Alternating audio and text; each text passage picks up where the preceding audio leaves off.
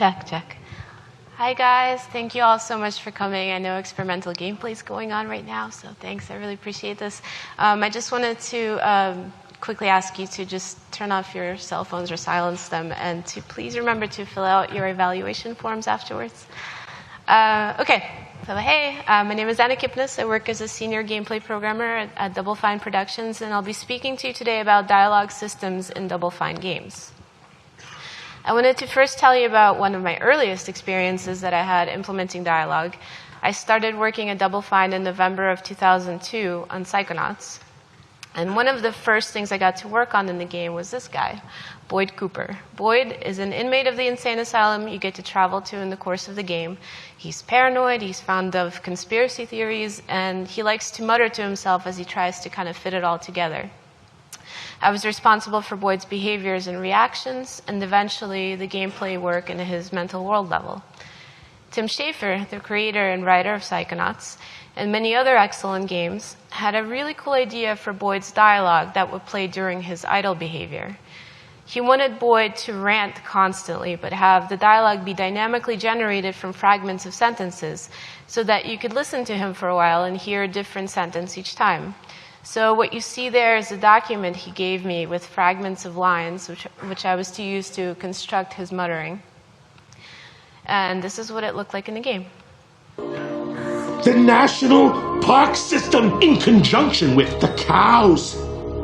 No, wait. I mean, the tuna canneries. I pretty much control everything. So how is this done? Well, what you see there is a state machine diagram that describes how to construct his lines. For example, you'd pick a conspirator. The manager of that boy band! Then pick from a list that could link another conspirator. Made a deal back in '68 with... Then another conspirator. The dairy industry! And then maybe there's a victim involved, so you link them in. To keep down. And then pick a victim. All of us. And then finish it off with a non sequitur. Did I just think that? Or did someone make me think it?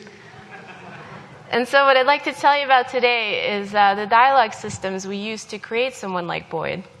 Or more generally, what I hope to do is to give you a pretty good idea of what it takes to actually get dialogue into a game.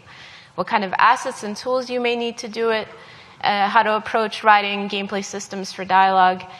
And I'm including under this heading stuff like playing the correct text, sound file, body, face, and lip-sync animations, and other game assets associated with a line of dialogue.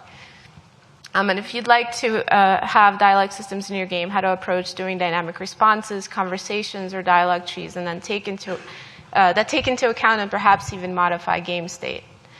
And then last but not least, what you need to do to support another language, or at least how to keep your options open for translation. So where do you start with dialogue? Well, in a perfect world, this is how getting recorded dialogue into the game would go. Write dialogue, record dialogue with professional actors, hook the lines up in the game, and you're done, right? No, unfortunately, this is not the reality. To start with, you might not have a perfect idea exactly how you'd like the dialogue to work in your game. Maybe you'd like text-only dialogue because you're going to have the user input a bunch of stuff and then use it in sentences. Or maybe your game is fully voiced and you'd like the characters to have complex chatter behavior. Or perhaps you'd like to have dialogue trees that play elaborate responses and change game state as a result of player choice. So getting dialogue into a game is an iterative process, much like it is with a game mechanic. It's not something you can just slap on as an afterthought. It should be symbiotic with the rest of the game. And you're not going to know whether it's truly good until you implement it and try it. So I'll be giving you a broad overview of what our dialogue implementation process is like at Double Fine, using examples from our Buddha engine that we built for Brutal Legend and that we use for our 3D rendered games.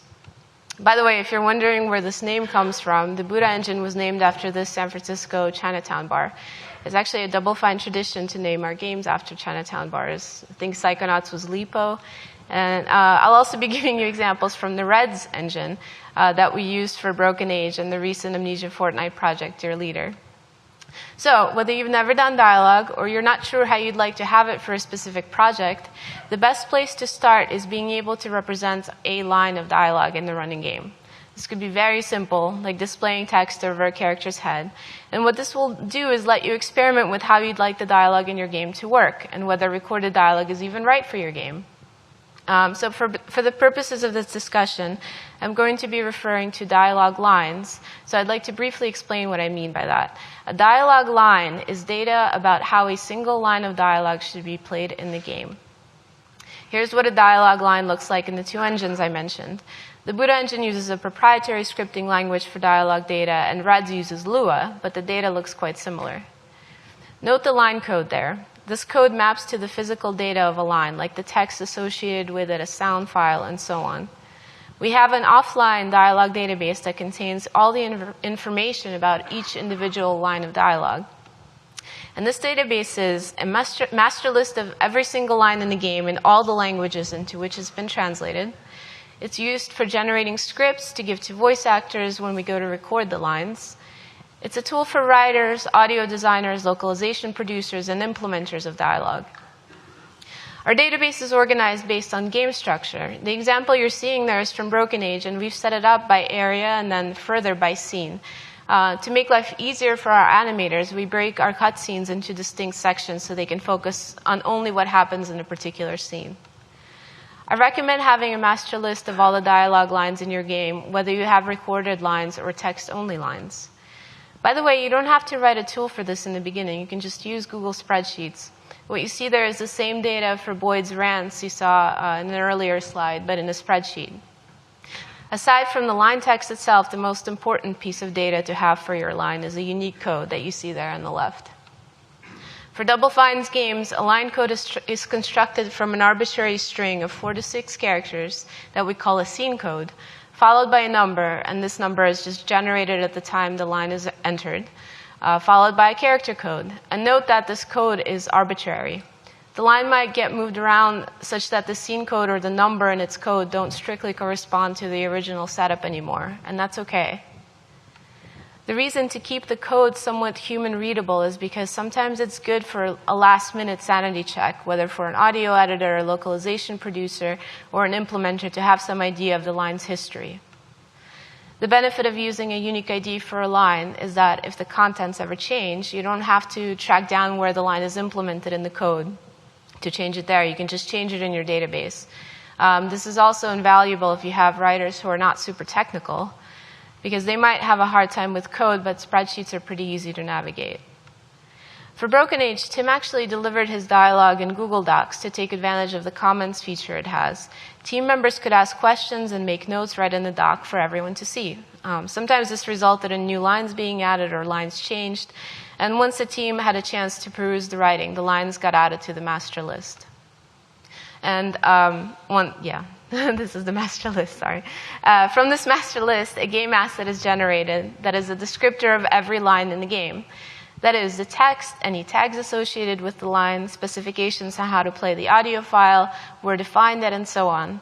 This is the asset our engine consults to fetch the data associated with the line code. It's also key to how we approach localization at Double Fine. We hand off a script to the people doing the translations from our database and store the translations as part of the data for each line. Since the line code is a unique identifier for a line, we generate a string table per language and pick the appropriate language file at runtime without having to change any of the dialogue implementation. A couple of other things I quickly want to mention about localization is that you should make sure the fonts you're using contain all the characters you will need for the languages you plan to support. And make sure you pick the right encoding for it. I highly recommend you look up this article by Joel Spolsky for a deeper understanding of character encoding, and I'll have the URL on my last slide. Some other things you might run into if you're doing localizations. If you're considering localizing into Portuguese, be careful because Portuguese and Brazilian Portuguese differ substantially. Many European Portuguese speakers actually prefer the English version of a game to the Brazilian Portuguese. As a result, unfortunately, studios often end up localizing only into Brazilian Portuguese because not as many people speak English in Brazil as they do in Portugal. Make sure to account for languages with very long words. The typical culprits are German and Slavic languages, and the bugs are almost always inside menus. I recommend writing a debug feature that uses the longest possible string in any languages you support to find these bugs without having to test each language separately. If a phrase is too long, the fix is usually to abbreviate words where possible and leave enough room for line breaks. On the subject of line breaks, Chinese, Japanese, Korean, and Thai often don't use spaces to indicate word breaks. The Thai language doesn't even use punctuation, actually. So make sure you consult the rules for how to do line breaks in those languages. For languages that use Chinese characters, you may need to worry about the glyph texture atlas size because it can become absolutely massive. The usual approach is to only include the glyphs used in your game. So in other words, don't worry about including every character. Just do some analysis on your text strings. This keeps the atlas at a manageable size. If your game requires you to support user input, you might try to limit the characters to the most commonly used and, if possible, rely on other alphabets available in the language. Very important to remember that if you're taking this approach and your game text changes, you need to also update your glyph texture atlas. So, given the representation of a line, how do we play it in the game? So in Double Fine engines, we first give the character the ability to speak. Both Reds and Buddha have a component-based architecture. And what I mean by that is each feature or behavior is implemented as a module, and a bunch of these modules are combined to form a single entity or character. Very similar to how Unity works if you're familiar with that engine. And what you see there on screen is our in-house level editor for Reds that we call 2HB, which stands for two-headed baby. So let's say we want to have that knife over there speak. And what we want to do is just stick a co-voice component on it. Like this. And there we go, now it can speak. Anytime we want a particular character to say a line, we call into co-voice and send it a piece of dialog line data. It looks up the data associated with the line code and takes care of displaying the text portion of the line in the appropriate spot, figures out who the speaker should be and plays any related animations. And if there's a sound associated with it, it sends requests to the sound engine to play it. By the way, dialogue lines that display like subtitles on the screen are still sent to each individual character's co-voice component, which then uses the shared space at the bottom of the screen to display it. In Broken Age, each character has a subtitle, or each character's subtitle has a different color, and it's just a property you can set on co-voice. So let's say you're able to display text lines over a character's head. Well, now what? Well, presumably you need the ability to play more than just one line so that when a line ends, a new one can begin. And furthermore, you may need to know when an entire sequence of these lines completes. So you can trigger a gameplay event or even play another sequence of these lines. And there are many ways to tackle the design of such a sequencer. You really need to consider who will be implementing the dialogue and how dynamic the dialogue in your game will be. So for instance, you can think of a sequence of lines as a linear cutscene in which characters animate, visual effects, and sounds fire, and so on, based on the timeline of events. This linear paradigm is easy to represent as a graphical tool that even someone who is not very technical will have little trouble getting used to it, because the idea of a timeline is a familiar concept to anyone who has done any sound or video editing or animation. So this is the in-house tool, the cutscene editor, that we use to create cutscenes at Double Fine. We take game assets and stitch them together in here, something that is usually automated. But then our animators, visual effects artists, audio designers, and programmers can open this cutscene in the tool and add various timeline-based commands. So for the dialogue line, the data gets converted to the data structure co-voice expects and is sent off. By the way, here's how the cutscene you just saw in the cutscene editor plays in the game. This day cannot get any worse. What the? Ah! Things get trickier if you want your dialogue to be dynamic, logic-driven, based on context or game state. It may be possible to represent this with a graphic tool, but I don't recommend that you start there. Instead, start with the data that defines the dialogue sequence and the ability to play it in your game. There are a number of great approaches to dynamic dialogue, and I urge you to check out these fantastic talks. This one by Elon Ruskin of Valve Corporation at GDC 2012, called Rural Databases for Contextual Dialogue and Game Logic, or How to Make writers even more awesome. And this one by Jason Gregory of Naughty Dog from last year about the dynamic dialogue in The Last of Us. The approach to dynamic dialogue at Double Fine is similar and emerged from the collaboration of our writers, gameplay programmers, and our audio team over the years. So, where do we use dynamic interactive dialogue in Double Fine games? One simple example is just storytelling outside of cutscenes. In this video I'm about to show you from Brutal Legend, Ophelia and Eddie meet for the first time. They have their initial exchange in the cutscene, but we didn't want the action in the game to stop. So we continued their story exposition as they were fighting, making sure that less important lines didn't interrupt the exchange. Who are you? Right shoulder. We've got to get out of here before he arrives. Yeah. Wait, before who arrives? Emperor Diviculus. Who? Emperor Diviculus, where are you from? It's kind of hard to say. I kind of live on the road. Be assured, you don't want to be here when he arrives. What's the big deal? You're slaughtering his personal guard, for one thing. Oh, aha. We also use dynamic dialogue for reactions to player actions. In this video, Raz is going to try out his psychic powers on Boyd, namely, I think, punching him, telekinesis, and pyrokinesis. I'm telling you, I don't know where the milkman is. Oh, those stupid crows. They've come for me. They're taking me away. The squirrels, birds, maybe. Oh no, it's happening again. Spontaneous combustion from the government LSD tests. We use dynamic dialogue as a reaction to player choice. In this video from Broken Age, Vela is asked to explain what actually happened at the Maiden's Feast. So the real answer is that she escaped, but the player is able to give a different account of the events. Can you guys help me? I need to get back to Sugar Bunting right away. You're from Sugar Bunting? So that's why you smell like frosting. What's the big rush? Stay here and float a while.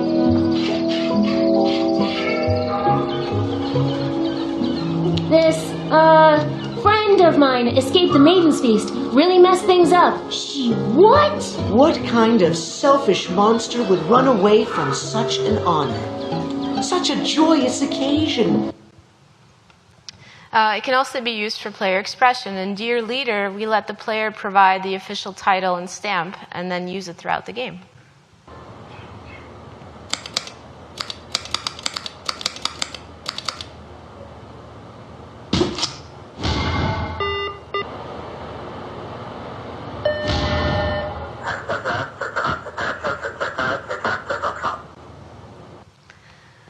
Another important use of dynamic dialogue is for telegraphing gameplay information. For instance, when you're about to get attacked.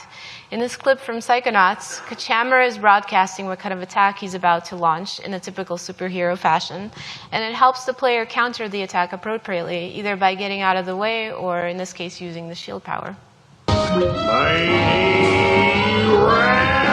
Ground vision. Hard to avoid. Attack! Here's another one from Brutal Legend where a huge monster is attacking Eddie in his car, and right before the attack, Eddie will make a comment about it so that the player knows to slam on the gas. Oh, here she goes again.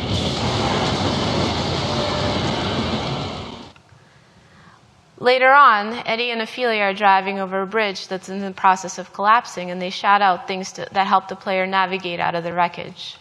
Besides!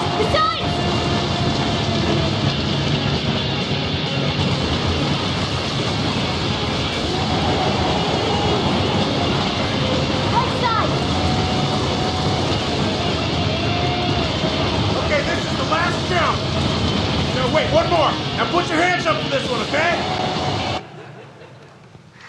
We also use dynamic dialogue to breathe life into characters, as you saw with Boyd earlier. So the way we approach dynamic dialogue is by first organizing it logically based on how it will be used. I mentioned dialogue lines before.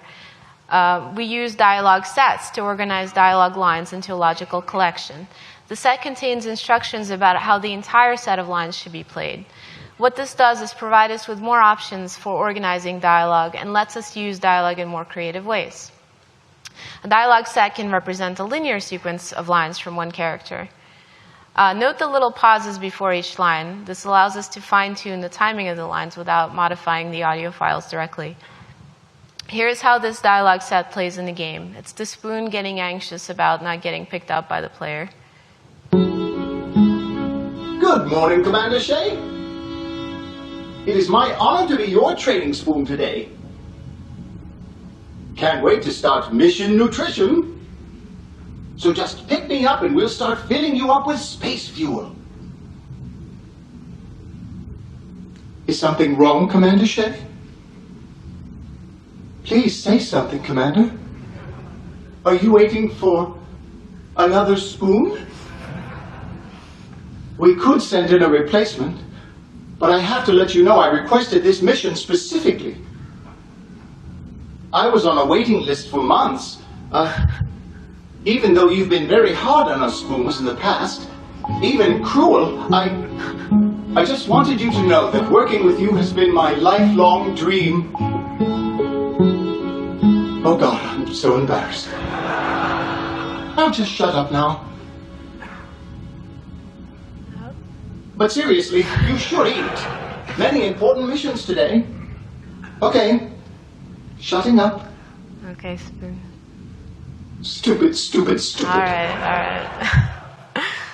It's also easy to represent conversations in this way simply by specifying the speaker. This is how we represented Ophelia and Eddie talking while fighting in the clip you saw earlier. The set could also be a collection of dialogue lines from which the game will choose randomly. For instance, when this set is played in the game, the sequencer will pick just one line from these and then stop. A feature I particularly like is being able to pick lines from two different sets. What you see there picks a line from a dialogue set where Shay is excited to break free into space, and then from another dialogue set where he's disappointed because he's still attached by the hose. Here it is in the game. Space! Why is my air hose so short? Woo! Man! Can't catch me this time. Come on. In short, there are some features for dialogue systems that have proven extremely useful over the years in Double Fine games, and I've divided them up into basic and advanced features. So the basic features, in-engine representation of the line. That is the ability to play audio, display text content, or both, and to have data on the line's duration. In-engine indication of which entity should say the line. As I showed earlier, you can use this setting to implement conversations in a single dialogue set so that every other line has a different speaker if that's what you want. How long to pause before the line is played, both per line and per set. Sometimes you don't want the line to start immediately or might want some additional control over timing, and it's much better to do that in a dynamic way rather than edit the sound file by hand. Whether to pick one line to play from the dialogue set or to play them all, this makes dialogue sets useful for representing a single line reaction to something as well as for long conversations. Ability to play lines sequentially or randomly. These features are used to make dialogue sets more versatile, as I showed before. And last but not least, the ability to play animations that go with the line.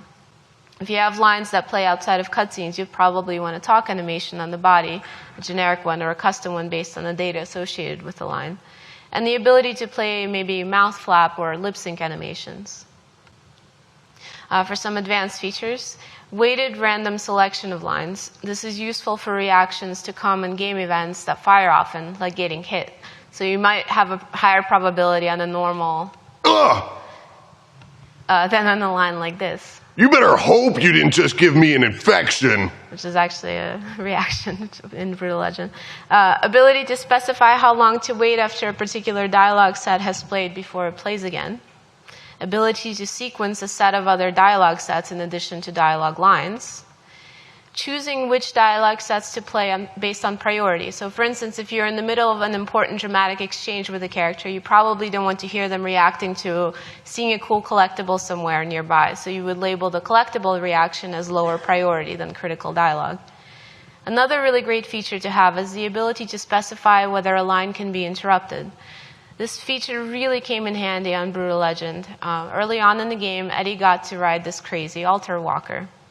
Tim wrote lines of dialogue that Eddie would say when the walker was stopped, praying to the metal gods to start it moving again.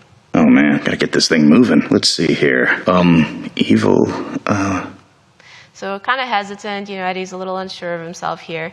And then lines that Eddie would chant when the walker moved to encourage the thing to keep moving. Dear evil, messed up demon powers of darkness, and unimaginable evil. So much more confident sounding than the stop dialogue, right?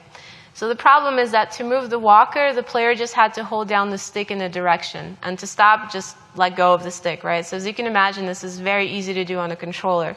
So you could very quickly toggle the walker between those two states. And it would prompt Eddie to interrupt himself over and over again. And the result was just really chaotic like this. Oh man, dear evil, gotta get this of darkness. Let's and unimaginable. Right, it's impossible to tell what Eddie's even saying there. And so instead, we set these dialogue sets to finish playing as their interrupt behavior. So if a line was already playing, it was allowed to finish before a line from the new state played. And here's how it sounded in the final game. You can see that sometimes the line doesn't perfectly align with the state that the walker is in, but it's a much better experience for the player, and it still conveys the spirit of the dialogue. Oh man, gotta get this thing moving. Let's see here. Evil, powerful, majestic, slithering.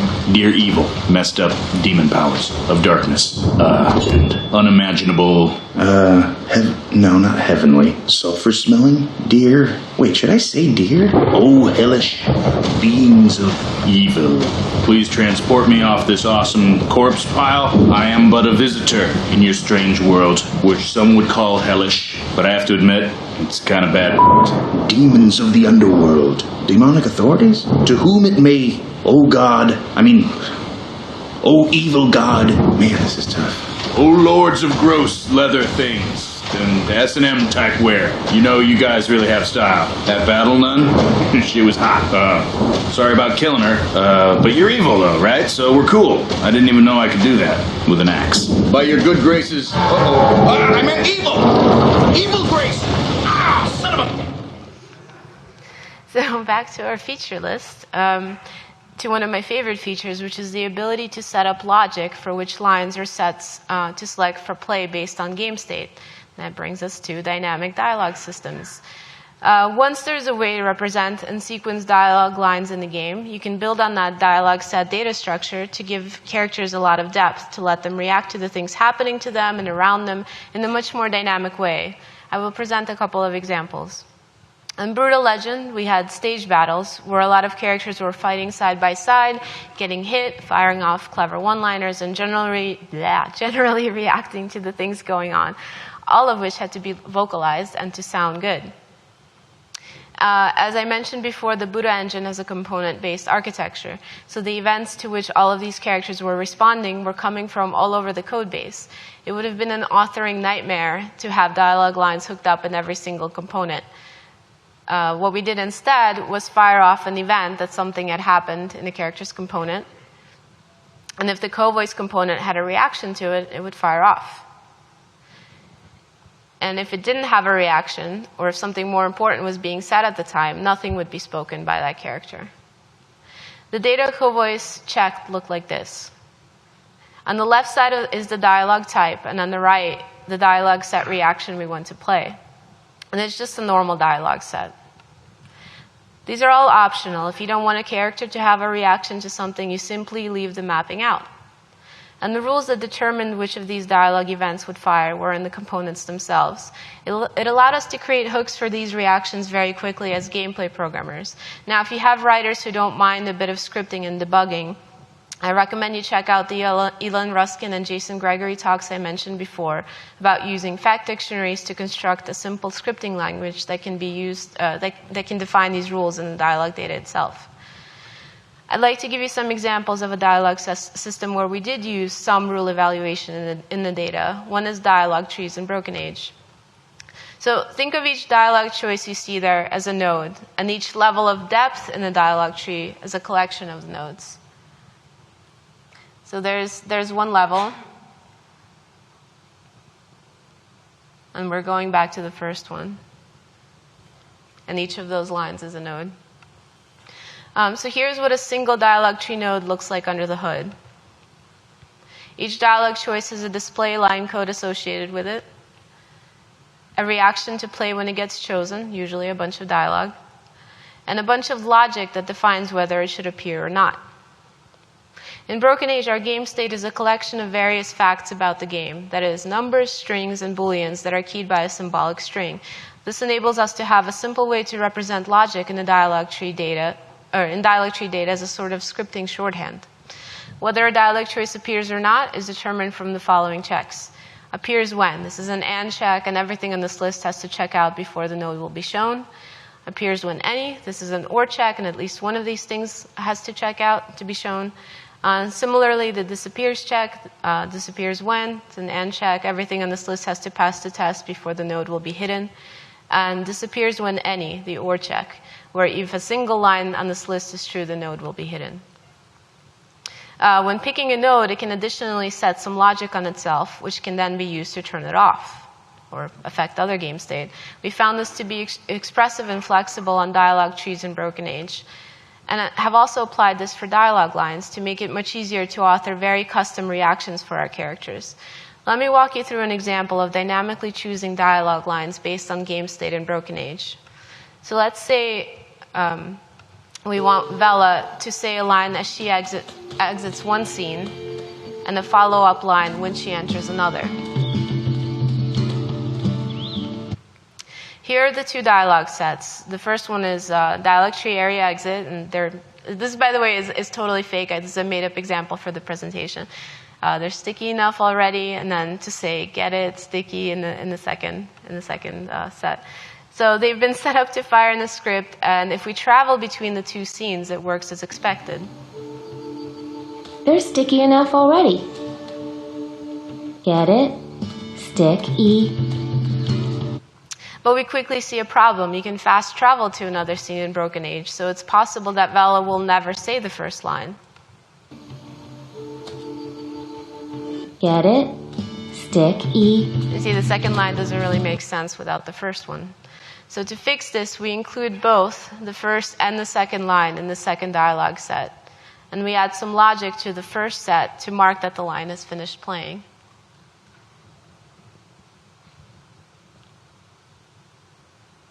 This is just a made-up variable right there.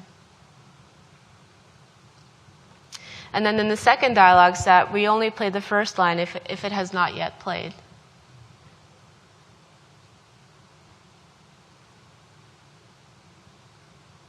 And then we want the logic kind of to loop around so I can do this over and over. So we reset the state. And here it is, problem solved. So they're sticky enough already. This is what we had before, just to verify it still works. Stick-y. And now with fast travel. They're sticky enough already. Get it? Stick-y. So let's say you try out the text-only approach for the dialogue in your game and decide it's just not as good as fully voiced. My advice to you is get audio middleware. What good audio middleware does is give your audio designer, even if that's also you, much more control over the creation and implementation of sound in your game. More specifically, you'll get a sophisticated GUI tool to create, adjust, mix, organize all the sound in the game without any intervention from a programmer. And it's worth stressing the importance of this. What I mean by mixing is the process of adjusting the relative volume of everything in the game so that it sounds right. I'll have more on this later. There are a lot of cool features you get out of the box that you can use for voice, like 3D positional sound, digital signal processing filters, occlusion, reverb, and so on, that help give color to the voice. It will help you with things like all your sound fitting within download and memory budgets, making sure the compression introduces no noticeable artifacts, low latency for playing high-demand sounds, and so on. You'll be able to ship on many different platforms without much work on your part. You'll also be able to use the same sound assets in the high-end PCs and low-end phones because the middleware will do its best to play the sound in however many sound channels a device offers. More than anything, it really just empowers your audio designers creatively to have good tools. You will get a much better sounding game, and you barely have to do anything as a programmer, which I like. When do you not need audio middleware? Well, I guess if your game doesn't have any audio, or it's just not central to the game experience. Though I will say that many people tend to underestimate the importance of sound in their game.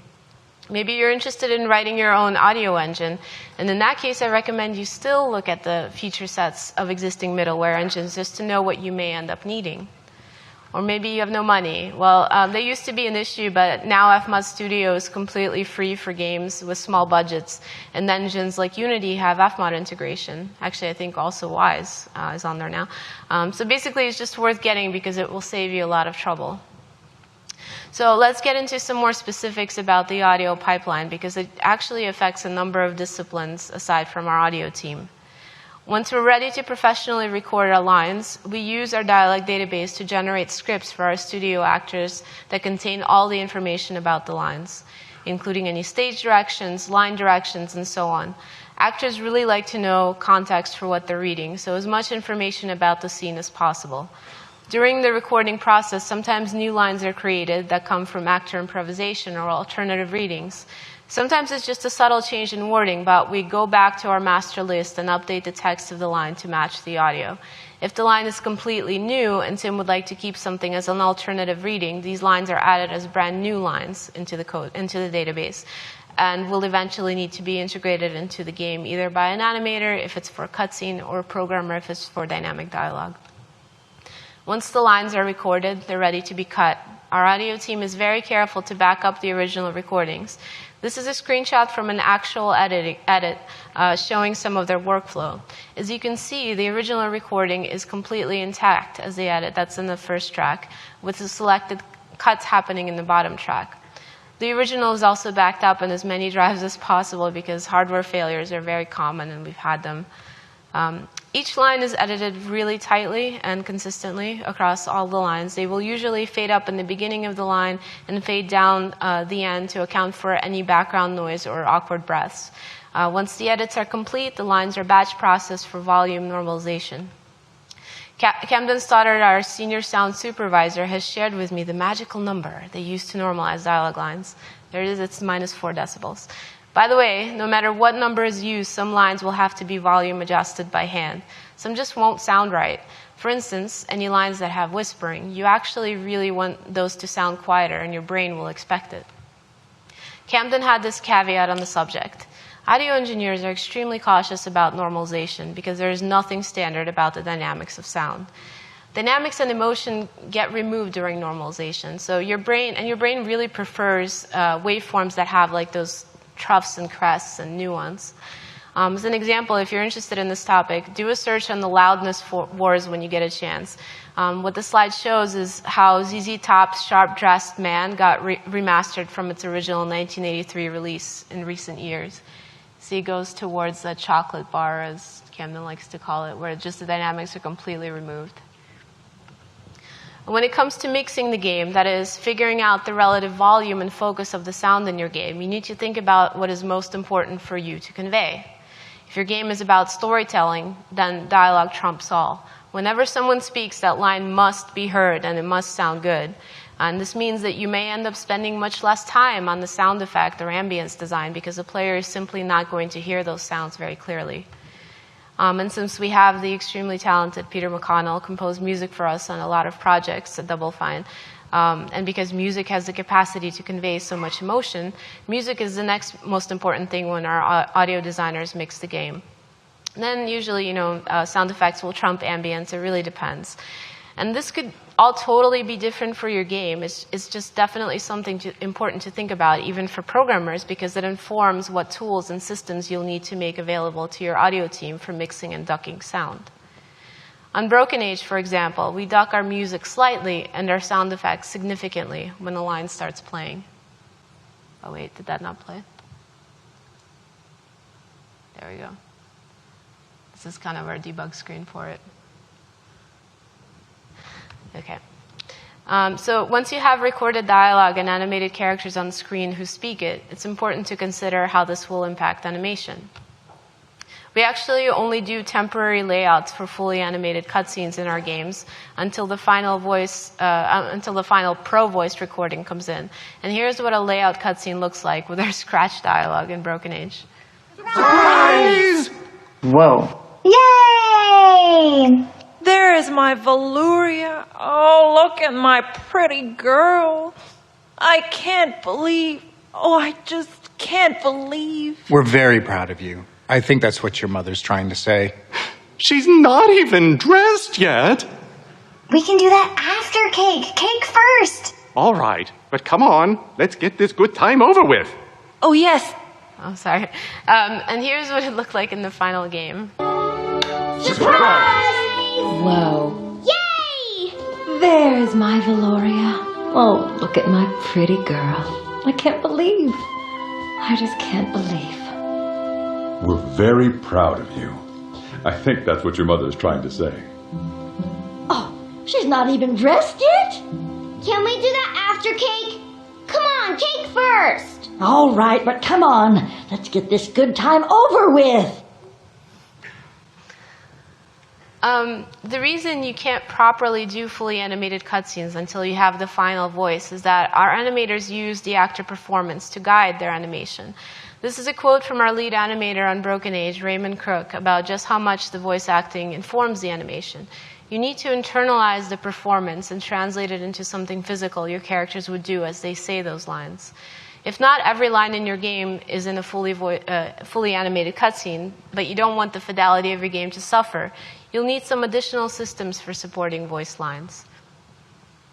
I mentioned before that the co-voice component can play animations associated with lines of dialogue. In Broken Age, we have many lines that are spoken outside of cutscenes. And what we do is request 3 talk animations from our animators. We use short talk animations for lines that are less than 1 second long. Medium-length talk animations for lines longer than 1 but less than 2 seconds. And the long talk animation for anything longer than that. Additionally, it's possible to specify a gesture for a particular line in our master list. For example, here we're going to add a gesture for Curtis to point to himself. So now it gets associated with that line, and in the game, when the engine goes to play it, the gesture maps to the appropriate animation for a character. We also do lip-sync for our characters. In hand-animated cutscenes, our animators create the mouth and facial expressions for the lines that play procedurally. But for lines that play procedurally, we play an additive animation for the face for each particular line. It would be quite a bit of work to hand-animate to every single line of dialogue. What we do instead is run an automated process to help us generate the initial animation that our animators can then go in and clean up if necessary. The way this is done is first our animators set up poses on each speaking character for the mouth, representing the shapes the mouth would make when generating a particular sound. And then to map them to all the sounds in a particular language, like this. The tool we use then analyzes each text and text line and waveform from all the lines for that character and generates an animation using the provided poses. Once you commit to doing audio in your game, thinking of dialogue as a gameplay mechanic becomes even more important. Just like when you're doing combat mechanics, you would start with stubbed animations and poses rather than polished animation. You should start your dialogue implementation with scratch recording of the lines. What I mean is, as soon as all your dialogue systems are set up, do a recording of yourself or someone else in your team saying the lines and use that recording in the game, not just the text line. Scratch dialogue brings your game a step closer to finished. You're implementing stand-ins for what will eventually become real final game assets. You'll have a game you can demo much easier, and you will get information like knowing exactly how large your voice banks are, for instance. It will help you detect and fix a number of problems that you would not have been able to solve with text-only display. You'll be able to tell immediately if a line just sounds unnatural or off. Certain things will become immediately obvious, everyone talking all over each other. Maybe there are long, noticeable silences between sequences of conversation, and you'll need to write more lines to make it sound right. Maybe a scene with dialogue drags on too long. It might if you have a lot of exposition. Maybe a line repeats too often. Now, this one's a real problem, and here's some advice. For whatever reason, the brain is very good at being able to tell that there is a lack of variety in sound, especially from a human voice. For any emotes, record as many as possible. For commonly heard reactions, write at least 5 variations and use shorter lines. Weigh the shorter lines so that they play more frequently. Try not to repeat jokes, because they're usually only funny ones. Record lots of and ha type emotes, because they can be used in a surprising amount of places. So for instance, to fix some of the more repetitive sequences, or at the 11th hour when you realize you didn't write a reaction for something. In that Boyd muttering sequence, we actually inserted lots of these to help stitch the lines together. Another trick is to ask the voice actor to help you out with their performance. So on Broken Age, we had a particularly difficult line. It had to fire off every time you finished talking to Gus, and it just felt very repetitive. But because we had the scratch recording well before we went to record the line professionally, we knew that we were going to need help from the actor. And so when we got Pendleton Ward in the recording studio, you guys might know this guy, he's the creator of Adventure Time, Tim asked him to do a few takes of it, and by the end we had a whole lot of variations. Now just get over here, grab my underwear, and unhook it from this branch! You want me to make up things? Oh, yeah. Sure, if you want to. My underwear, it's on the branch. Can you unhook it, please? Unhook my underwear? Get over here and unhook me from the branch! My underwear's on the branch! Who wrote these lines? You just come down Writing them all here right and now. torture me! Oh, yeah! Cut my underwear! Cut it! Yeah! Cut it! Cut my underwear! Keep cutting it! So this is how it worked in the game. Well, you hang in there, kid. My underwear's on this branch! Get over here and unhook it! Sorry, I'm not going anywhere near your underwear. Come here and help me!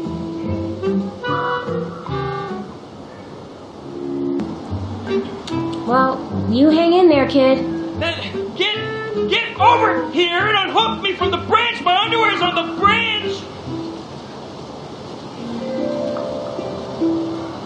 Well, you hang in there, kid. My underwear's on this branch! Get over here and unhook it! Well, you hang in there, kid. Get over here and unhook me from the branch! My underwear's on the branch! By the way, there's a real danger to using scratch recording that I have to warn you about, and that is you get attached. I don't know if it's because you know and love the people on the recording or because first impressions really last or what, but there were so many times that we really missed the scratch recordings even though we knew the professional actor was better. And I'll give you a few examples. Eric Wolpa, who co-wrote Psychonauts with Tim Schafer and then went on to write Portal and Portal 2 at Valve, was in charge of scratch recording on Psychonauts. Here he is as a Lungfish revolutionary from the Lungfishopolis level, just so you get the sense of what his normal voice sounds like, sort of normal voice. Great plan, Goggalor. I'll act the fence, you keep that Caesar off my back. Freedom! And here is our senior animator Ray Crook playing Raz, Tim Schafer playing the coach, and Eric playing Elton in falsetto in the intro to Basic Braining. So this is it. The mental world. It looks like a dentist's office. A mental dentist office. It's a recruiting office, kids, and I'm here to recruit you for the greatest job in the world. Being a psychonaut, it's not about science or feelings, no matter what those other camp counselors say. It's about fighting a war for mental freedom. Are you ready to face torture, insanity, death? Because this is your last chance to chicken out. Ooh, me, sir. I'd like to chicken out, please. Too late, soldier. And it's disarming for me to hear these recordings because I know and love those guys, but I know the game is better for having the pro actors in there, and you got to keep that in mind in your game too. And here's what it sounded like in the final game. So, this is it. The mental world. It looks like a dentist office. A mental dentist office. It's a recruiting office, kids, and I'm here to recruit you for the greatest job in the world, being a psychonaut. It's about fighting a war for mental freedom. Are Are you ready to face torture, insanity, and death? Because this is your last chance to chicken out. Oh, me, sir. I'd like to chicken out, please. Too late, soldier. So to conclude, I wanted to bring back this flow diagram from earlier and to fix it so it represents the reality of working with dialogue a little better. I'll leave the beginning the same, but I'll say that starting with writing is just a thing for some games, but for others, maybe the best thing is to sit down with the game and see where the writing would really add to the experience. The next thing should definitely be to hook the lines up in the game somehow, although this is more descriptive in terms of what you should be thinking about at this point. Getting the lines in the game as early as possible is very important, so you should start with something simple and build from there. And it's entirely possible that this might happen, that hooking the lines up will make you reconsider how you're writing the game, or will spur you on to write more. Pretty quickly, you'll need to add tracking lines as part of your process. You should create a master list of all the dialogue, and I recommend a unique ID for each line and using that code when implementing. At this stage, you should be able to decide what dialogue systems your game will need. Maybe you'll need your characters to animate when the line is kicked off. Or maybe you'll need a fancy way to display the line that requires player input, like hitting A to continue. Or maybe it's a dynamic dialogue system. Building those systems, whatever your game needs to do dialogue well, also becomes an important part of the process. It helps to author dialogue more quickly and to represent it in the game in ever more sophisticated ways. If you should decide to do voice dialogue, you will need to beef up your entire pipeline to account for the editing, tracking, and implementing the voice lines. You should get audio middleware to make it easier to do sound in your game, and make time in the schedule for your audio team to edit the lines. Do scratch recording as early as possible to work out the kinks in the audio and writing.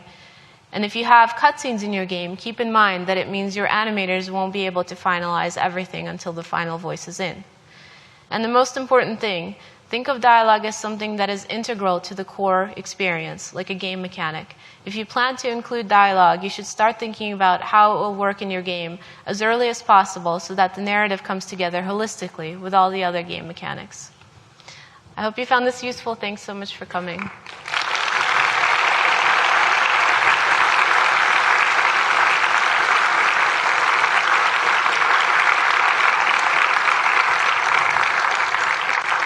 So I think we have a little bit of time for questions if you guys have them.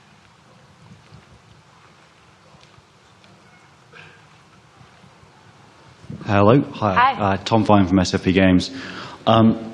Do you have your voice actors all in the same studio at the same time when recording lines? And if not, do you have any tips for getting them to sound like they're actually responding to each other, especially for dynamic dialogue? You know, it's very rare that you can get the actors booked at the same time. We actually had for Broken Age, we managed to get 2 actors, but one of them happened to be Tim's sister, so I think she was a little bit more amenable to it. But yeah, it can be really tough, and it's really smart to have a writer actually direct the actors to get the kind of the correct reading. But a good voice actor will give you different alts with different like emotions, different motivations, and backgrounds. So hopefully, even if you are not there, you'll end up getting the read that you need.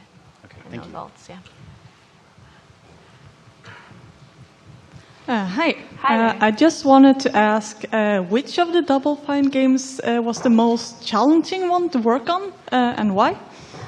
I would say that Psychonauts was, because that was my first game industry job, and I didn't know exactly how much dialogue there was going to be and what trouble that was going to cause. So we kind of learned a lot of the stuff that I presented today the hard way. I think we started actually implementing the lines directly in the game as text, and then it became a nightmare trying to actually look, it was, we decided on the code early, not early on, I'm sorry, it was fairly late actually, much too late, and so we had to go by hand. I think it took us this 90-hour week to actually make all the substitutions, and we kept finding them. It was just, I would say that a lot of it was ignorance of just how involved the process was. I'd say that Psychonauts was the trickiest for sure. Thanks. Hi. It looks like after a certain point, you stop working from that spreadsheet and it becomes either some sort of JavaScript data or complicated data that has all of the information about timing. Do you have any tips on how to keep things organized or workflow when it gets to that point? Yeah, so actually, I know it looked that way kind of, but what we had was what I highly recommend is that you write a simple like Python script or something like that to actually go through your database and generate. Like that data that you saw was auto-generated. There's no human ever touching that. Okay. So it is actually being all done in the database. I highly recommend having because I think the database tools are just much more human friendly. You don't want to sit there and look through the data in this massive file. Okay, thank you. Yeah, no worries. Hi, Hey. I was wondering what drove you to use a scratch dialogue as opposed to text to speech or something like that. Yeah, we totally use text to speech, and again, we actually wrote an automation script. We always have something. As soon as the dialogue's entered, I actually run the script to generate the text to speech. The only thing about text to speech is Tim really hates it. Oh, okay. And so he will not stand for it for very long. But yeah, you always for implementation purposes, you need something. You need something to take up space even. Thank you. I was curious if I know Double Fine games have fewer characters than some of the larger ones. I was wondering how you handle localization values with that when you're handing off to a localization team, establishing what characters are as far as age, gender, all of that, how much information you have built into the system as opposed to handing off on a side sheet or something to localization. Yeah, we often, by the time we do localization, recording for other languages, we actually can show them the game. We can send them the build. That'll help the casting directors to kind of pick a voice that's very similar. We absolutely have to do that in a lot of cases, otherwise it's almost like playing a different game, right, when you're switching to another language. So it just so happens in our process that we do all the English language casting first.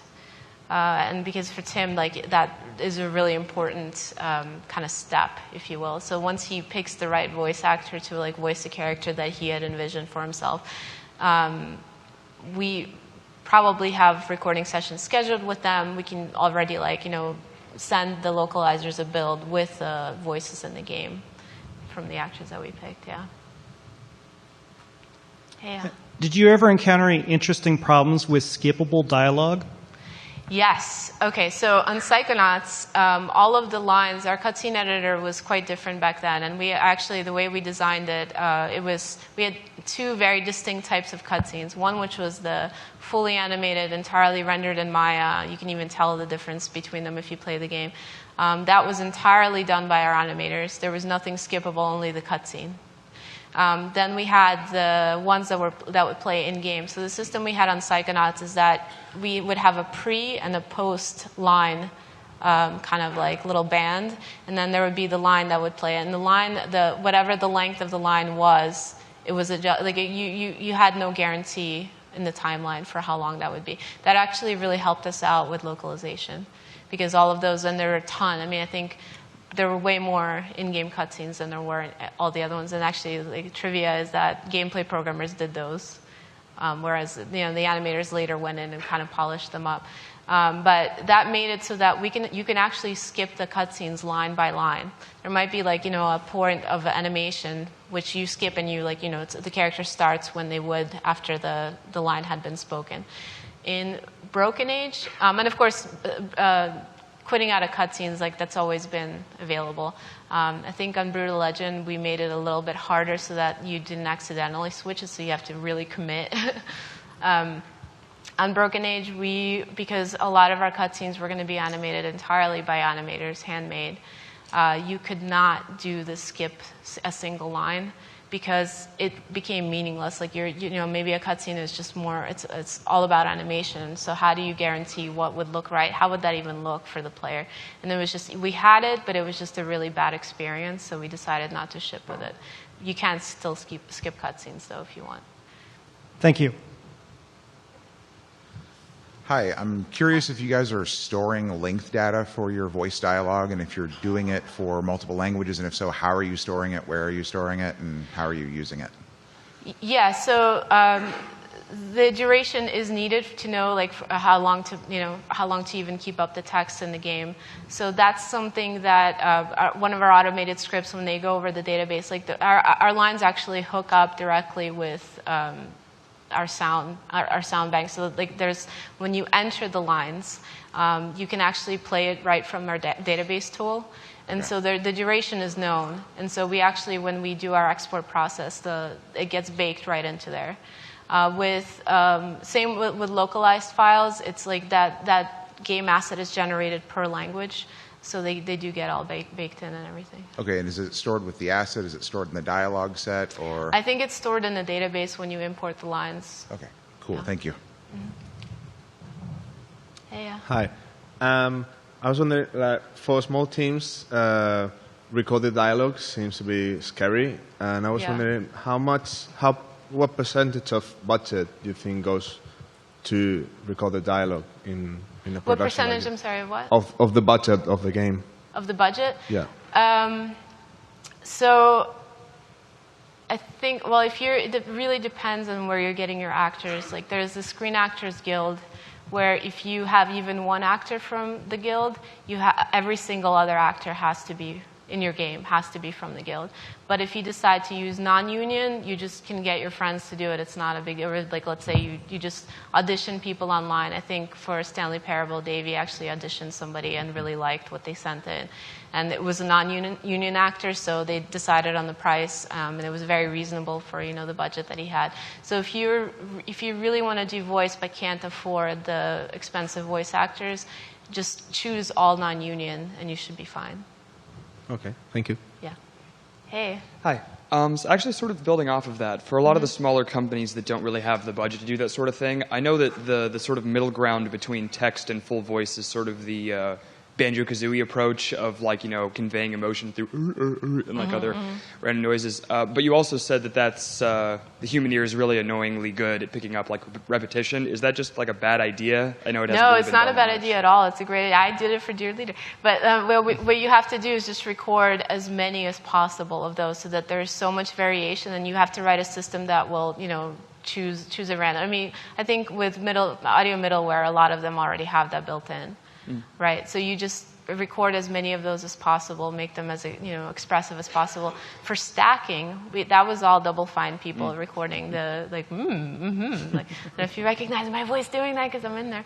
But we were at a recording studio for an entire day just making ridiculous noises so that they had as much to choose from as possible, and then male, female, all kinds of different voice types. Yeah, it's totally. I highly recommend it. Thank you. It's great. Hey. We're actually out of time now. Oh, I'm sorry. Thank you, guys.